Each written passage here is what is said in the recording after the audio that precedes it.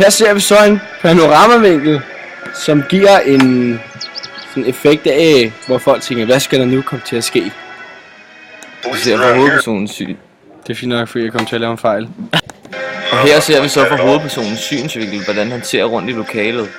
Og der kører dyster musik i baggrunden. Her går det så op for hovedpersonen, at det er ham, der er morderen. Hvilket vi kan se på det udtryk, hun har i nærtotalvinklen. Her får seeren et udtryk af, hvad der skal komme til at ske.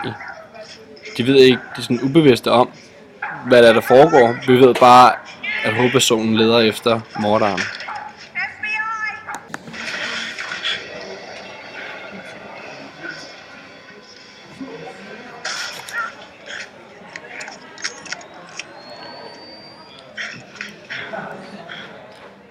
Her hører vi, at lyden bliver totalt isoleret. Vi hører ikke hunden i baggrunden og skrigene fra pigen. Vinklen er fra morderens synsvinkel, og det er en night vision. Hvor er vi så dårlige til det her? Ja. Vi prøver lige igen.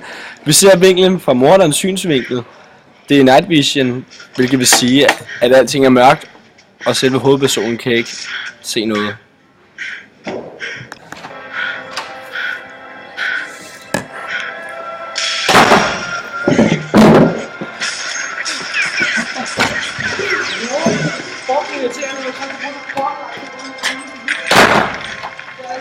Her zoomes der ud for hovedpersonen. Og så bliver der zoomet tilbage igen. Her lige om 2 sekunder. Du kan se hendes blik, hun er forskrækket.